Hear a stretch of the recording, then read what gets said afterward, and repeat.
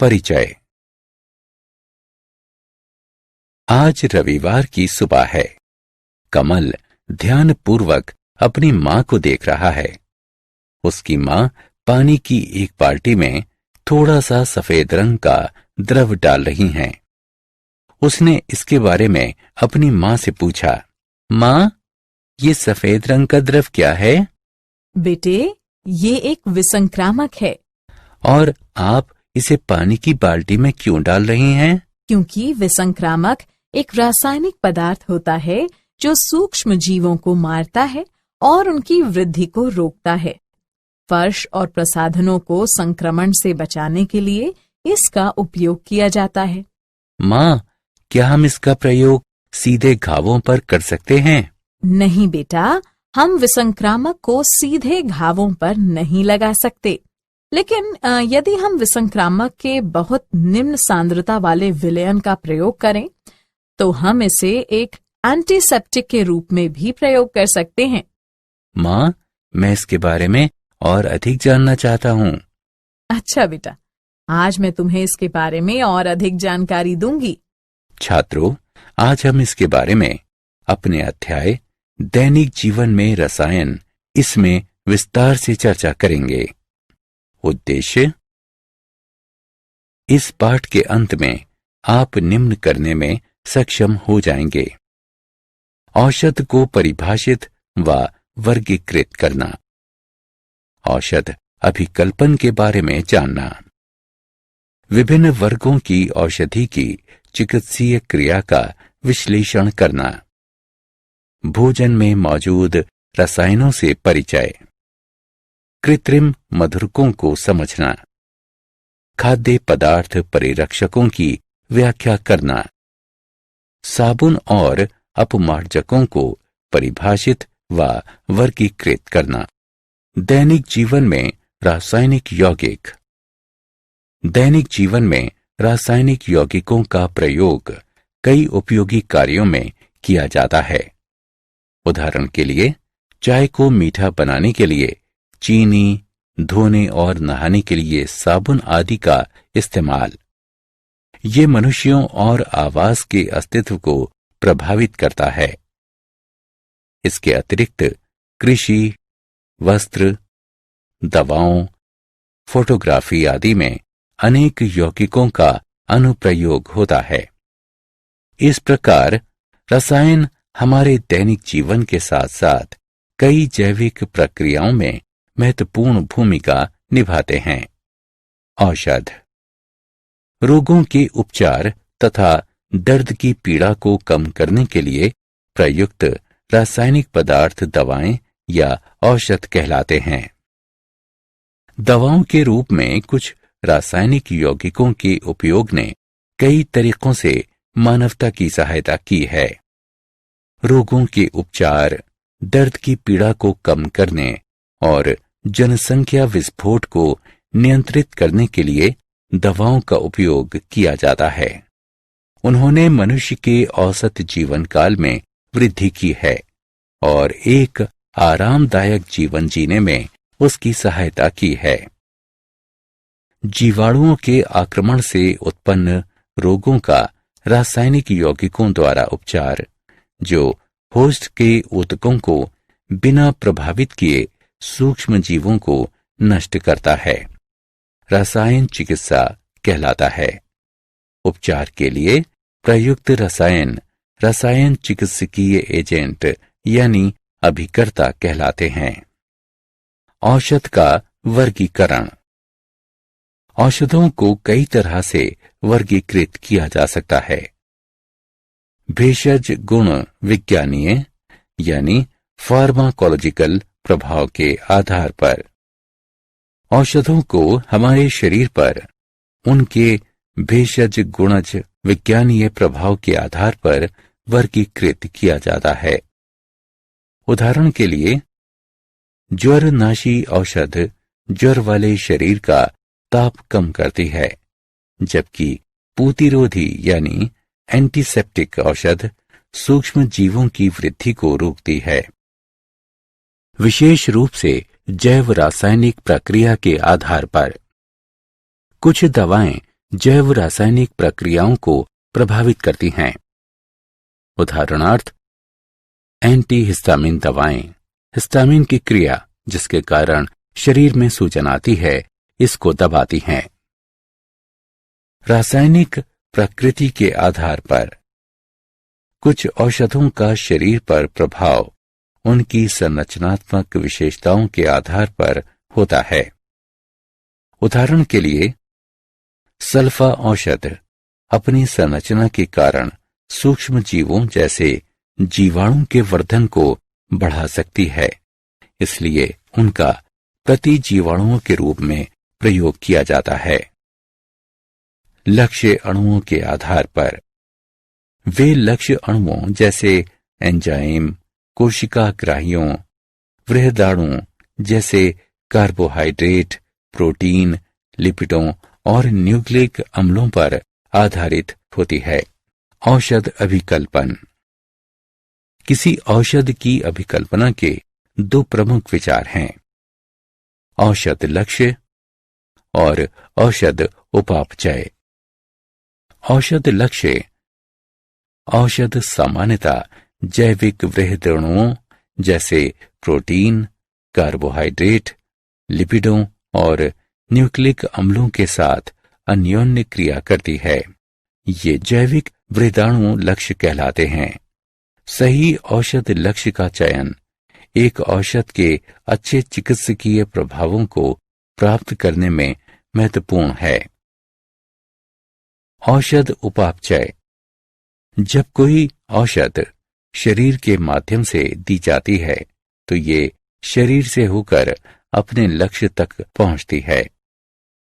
एक औषध को इस प्रकार बनाया जाना चाहिए कि ये मध्य में उपापचयित हुए बिना लक्ष्य तक पहुंच जाए। साथ ही ये भी ध्यान दिया जाना चाहिए कि औषध को लेने के बाद औषध और इसके जल विलय उत्पाद, जिन्हें उपापचय कहते हैं, शरीर को क्षति पहुंचाए बिना मूत्र, मल, सांस द्वारा छोड़ी गई वायु, लार और पसीने के माध्यम से उत्सर्जित हो जाएं। औषध लक्ष्य अन्योन्य क्रिया। एक जैविक लक्ष्य एक जैव बहुलक होता है जिसके क्रियाकलाप को बाह्य उद्दीपन द्वारा संशोधित किया जा सकता है। ये वृहदाणु शरीर में विभिन्न कार्यों का निष्पादन करते हैं।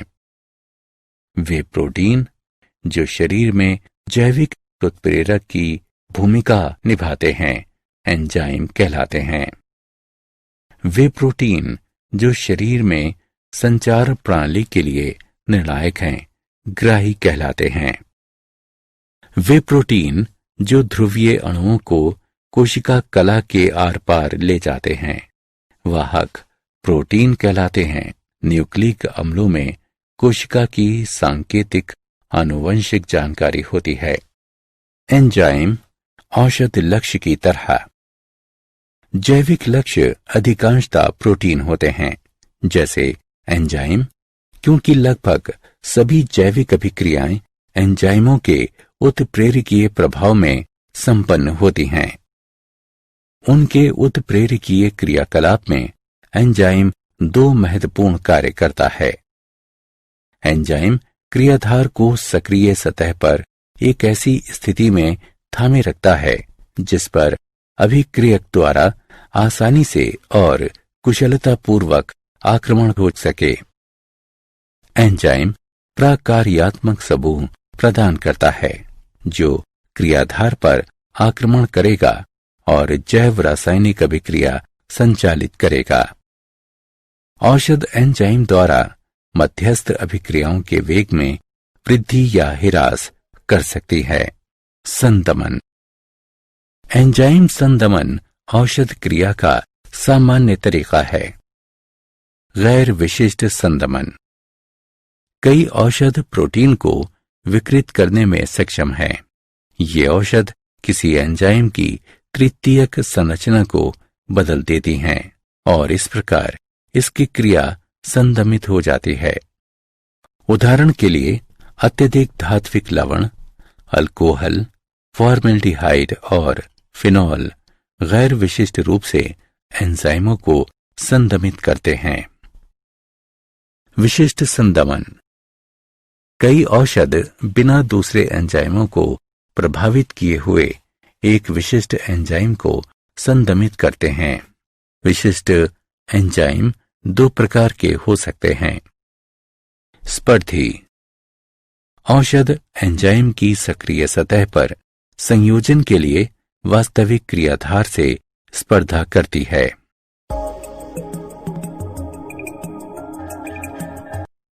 अस्पर्धी। कुछ औषध एंजाइम की सक्रिय सतह से आबद्ध नहीं होती है, लेकिन एंजाइम की भिन्न सतह से आबद्ध होती है, जिसे एलोस्टेरिक सतह कहते हैं। एलोस्टेरिक सतह पर संदमक का ये संयोजन सक्रिय सतह की आकृति को इस प्रकार बदल देता है कि क्रियाधार इसे पहचान नहीं पाता और इस तरह एंजाइम अपना उत्प्रेरकीय गुण खो देता है। ग्राही औषध लक्ष्य की तरह। ग्राही वे प्रोटीन होते हैं जो शरीर में अपने स्वयं के रासायनिक संदेशवाहकों जैसे हार्मोन और तंत्रिकीय संचारकों को पहचानकर प्रतिक्रिया करते हैं। ग्राही प्रोटीन कोशिका की सतह के दोनों ओर या प्रेरक कोशिका के भीतर स्थित होते हैं। शरीर में दो तंत्रिका कोशिकाओं और तंत्र कोशिकाओं एवं पेशी के मध्य संदेश का संचार रासायनिक संदेशवाहकों द्वारा होता है, जो ग्राही की बंधनी सतह पर ग्रहण किए जाते हैं। संदेशवाहक को समायोजित करने के लिए ग्राही के आकार में परिवर्तन होता है। इससे संदेश कोशिका में पहुंच जाता है। इस प्रकार ग्राही दो प्रमुख कार्य करते हैं। संदेशवाहक अणु की पहचान, संकेत का एक प्रतिक्रिया में पारगमन। शरीर में अत्यधिक संख्या में अनेक प्रकार के ग्राही होते हैं जो अलग अलग रासायनिक संदेशवाहकों से अन्योन्य क्रिया करते हैं। ये ग्राही रासायनिक संवाहकों में से एक के मुकाबले दूसरे के प्रति चयनात्मकता दिखाते हैं। एगोनिस्ट एक ऐसी औषध है जो एक उद्दीपन प्रकार वाली प्रतिक्रिया उत्पन्न करती है। ये प्राकृतिक संदेशवाहक की नकल करके ग्राही सतह को सक्रिय कर देती है और इस प्रकार एक प्रतिक्रिया शुरू होने में सक्षम हो जाती है।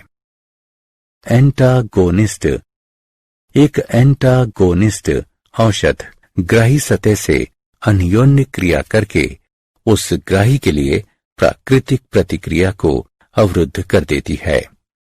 विभिन्न वर्गों की औषधों के चिकित्सीय प्रभाव। अब हम कुछ वर्गों की औषध के चिकित्सीय प्रभाव पर विचार विमर्श करेंगे। प्रति अम्ल।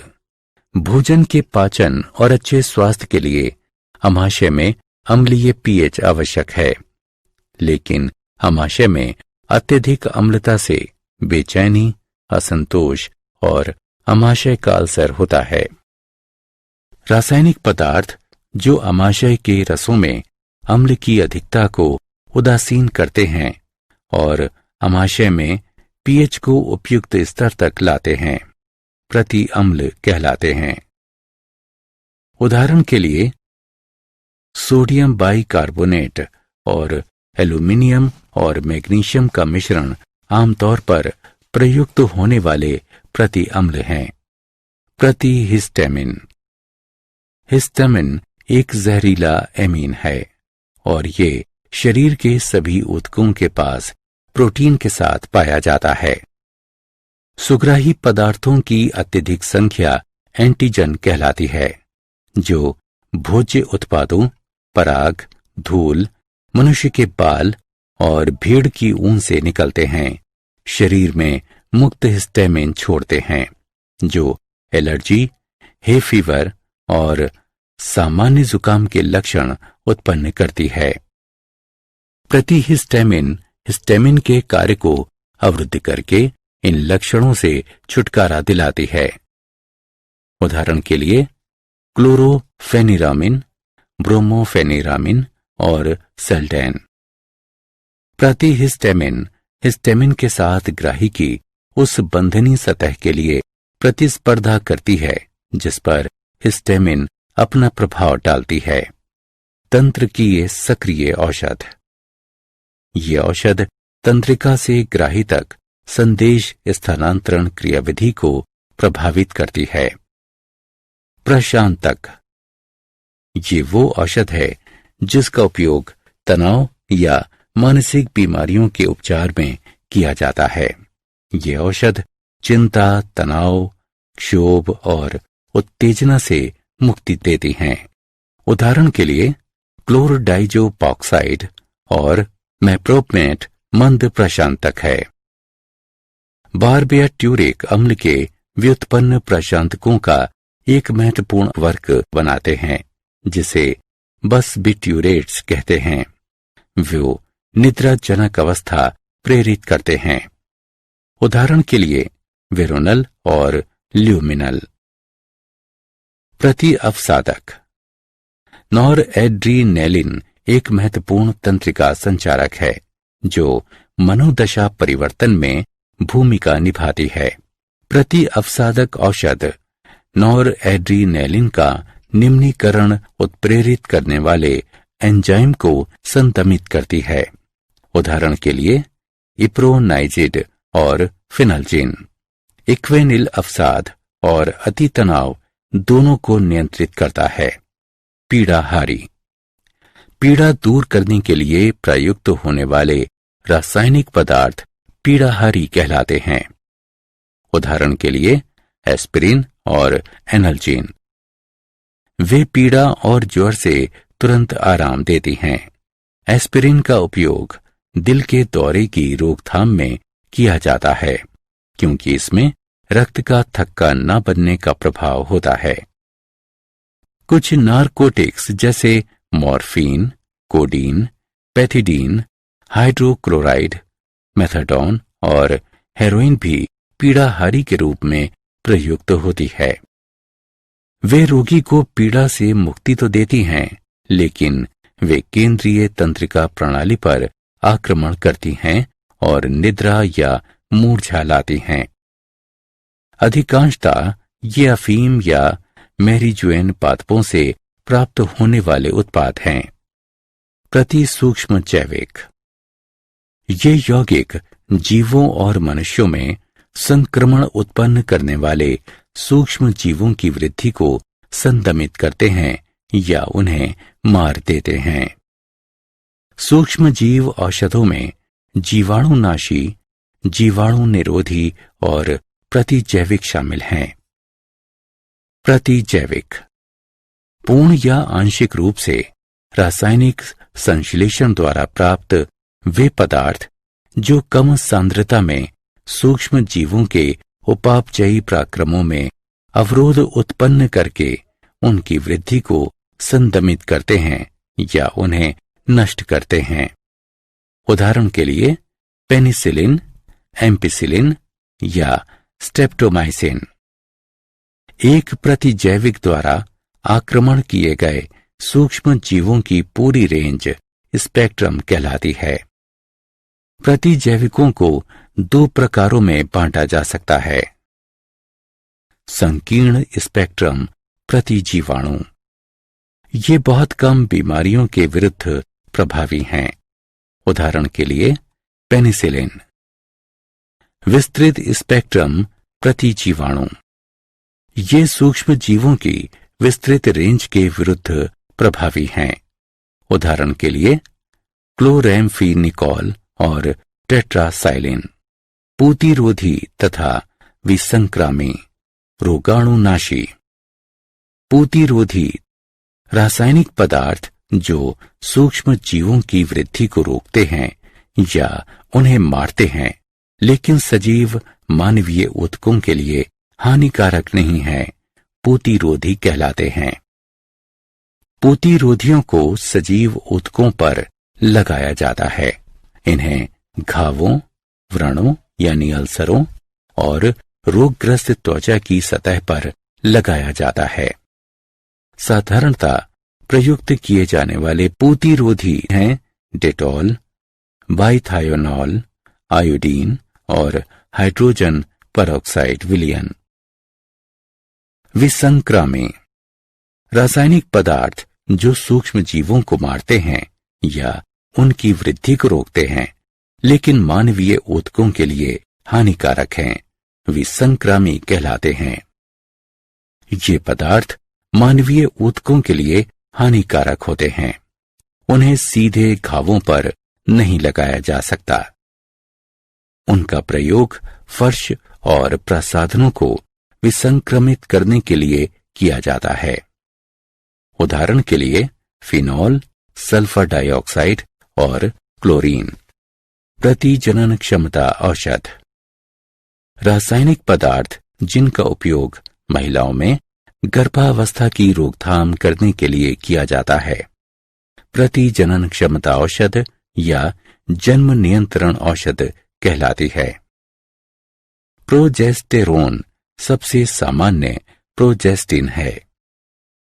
संश्लेषित पदार्थ जैसे कि नॉरएथिंड्रोन का विकास किया गया है, जो प्रोजेस्टेरोन से अधिक प्रभावशाली है।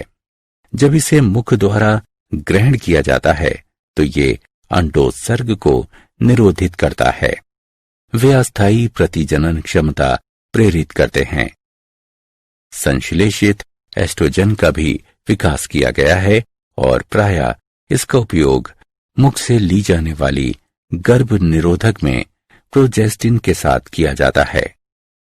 सबसे प्रभावकारी संश्लेषित एस्ट्रोजन एक यौगिक है जिसे एथाइनिल एस्ट्रोडाइऑल कहते हैं।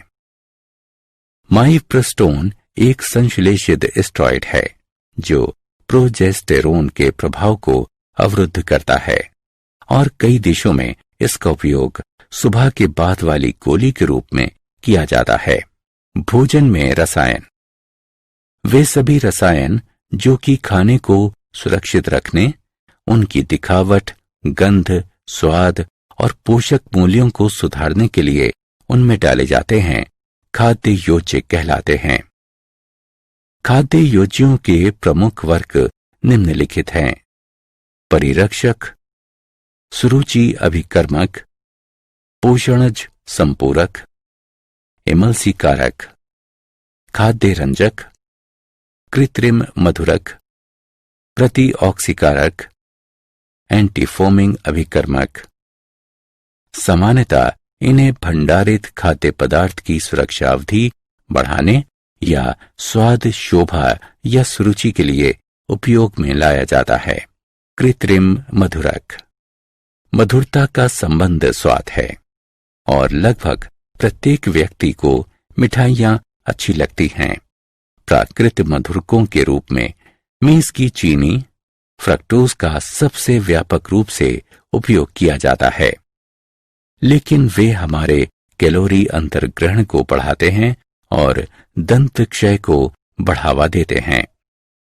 कृत्रिम मधुरक चीनी से अधिक मीठे होते हैं और उनमें निम्न कैलोरी या अपोषक मधुरक होते हैं।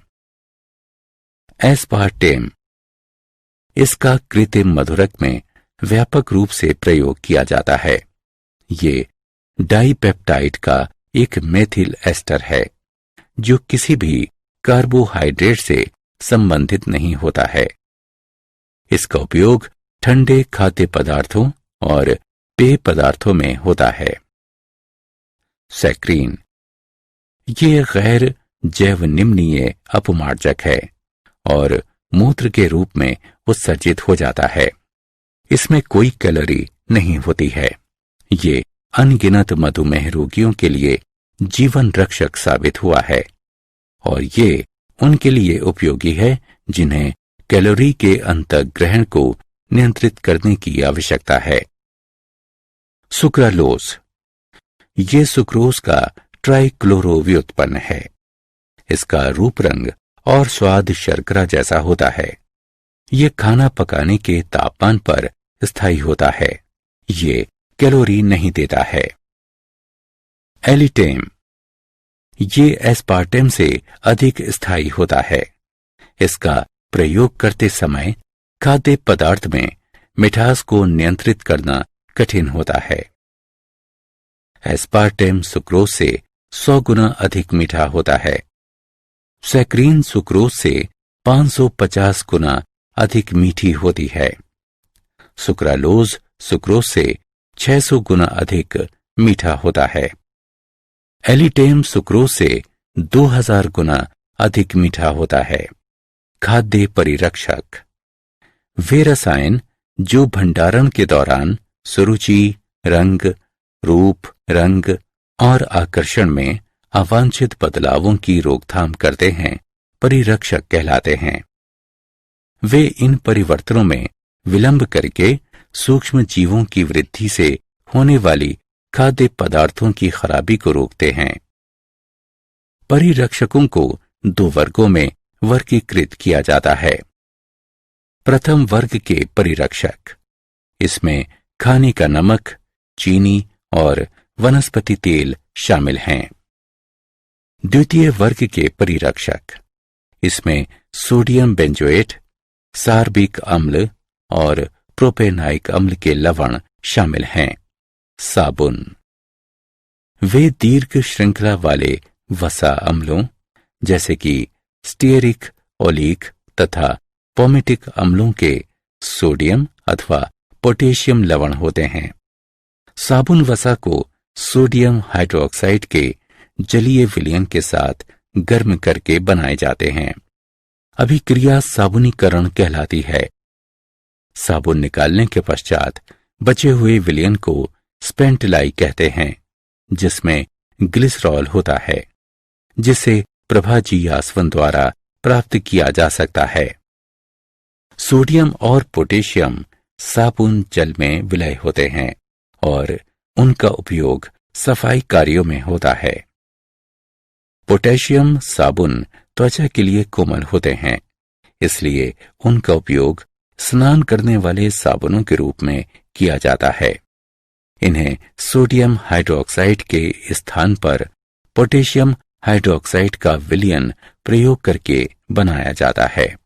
साबुन के प्रकार घटकों के आधार पर साबुन कई प्रकार के होते हैं। प्रसाधन साबुन, इन्हें उत्तम प्रकार के वसा एवं तेलों से बनाया जाता है तथा क्षार के आधिक्य को निकालने का ध्यान रखा जाता है।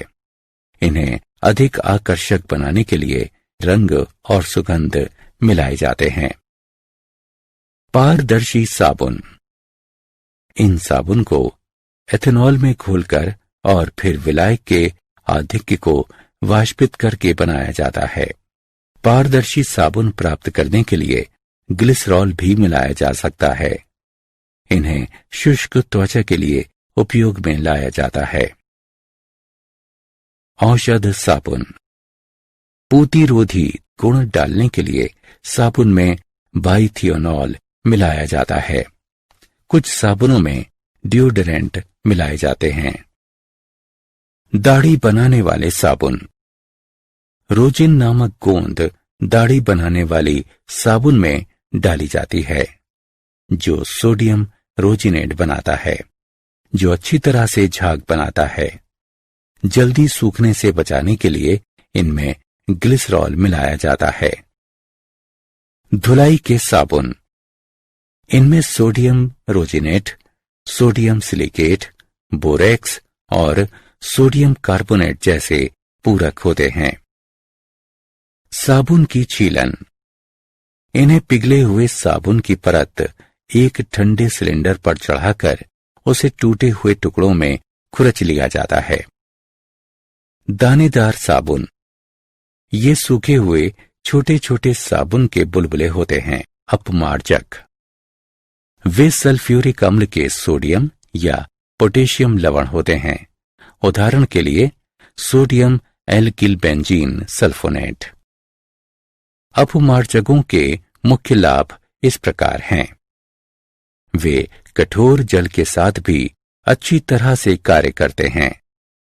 वे साबुनों की अपेक्षा अधिक प्रभावी हैं। वे अम्लीय जल के साथ भी कार्य कर सकते हैं। वे ऊनी वस्त्रों के साथ भी अच्छी तरह से कार्य करते हैं। साबुन रहित अपमार्जक। वे सफाई अभिकर्मक जिनमें साबुन के सभी गुण तो होते हैं, लेकिन उनमें कोई साबुन नहीं होता है। वे कठोर जल, अम्लीय जल, मिनरल वाटर और बर्फीले जल के साथ भी अच्छी तरह से कार्य करते हैं। अपमार्जकों के प्रकार। ऋणायनी अपमार्जक। लंबी श्रृंखला वाले एल्कोहलों को सांद्र सल्फ्यूरिक अम्ल से अभिक्रिया कराने से उच्च आणविक द्रव्यमान वाले एल्किल हाइड्रोजन सल्फेट बनते हैं और अंत में एल्किल सल्फेट को क्षार से उदासीन करने पर लवण बनते हैं। घरेलू अपमार्जकों में आजकल अधिकता से उपयोग होने वाला एकल ऋणायनी अपमार्जक एल्किल बेंजीन सल्फोनेट होता है।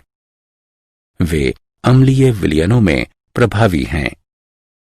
इन्हें टूथपेस्टों में भी प्रयोग किया जाता है। धनायनी अपमार्जक। ये मुख्यतः चतुष्क अमोनियम लवण के एसीटेट, क्लोराइड या ब्रोमाइड होते हैं।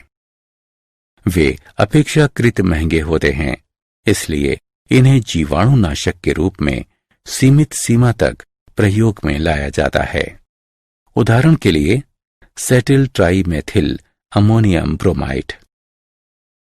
अनायनिक अपमार्जक।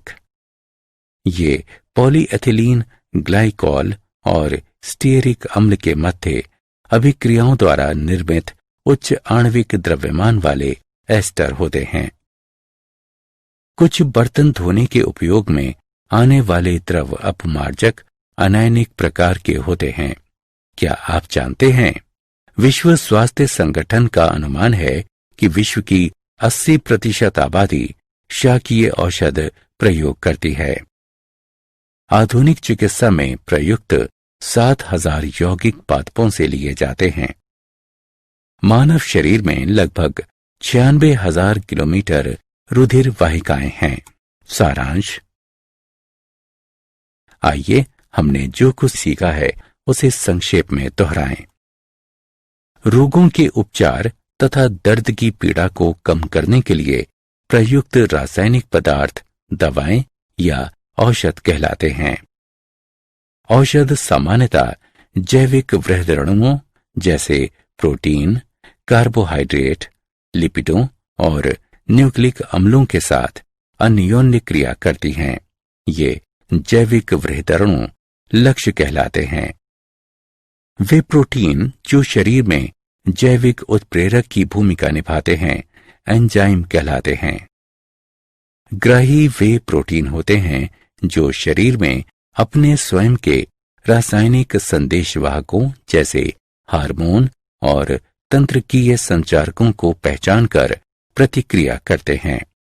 एक एंटागोनिस्ट औषध ग्राही सतह से अन्योन्य क्रिया करके उस ग्राही के लिए प्राकृतिक प्रतिक्रिया को अवरुद्ध कर देती है। रासायनिक पदार्थ जो आमाशय के रसों में अम्ल की अधिकता को उदासीन करते हैं और आमाशय में पीएच को उपयुक्त स्तर तक लाते हैं, प्रति अम्ल कहलाते हैं। प्रशांतक वे औषध हैं जिनका उपयोग तनाव या मानसिक बीमारियों के उपचार में किया जाता है। वे दीर्घ श्रृंखला वाले वसा अम्लों जैसे कि स्टीयरिक, ओलिक तथा पोमेटिक अम्लों के सोडियम अथवा पोटेशियम लवण होते हैं। साबुन वसा को सोडियम हाइड्रोक्साइड के जलीय विलयन के साथ गर्म करके बनाए जाते हैं।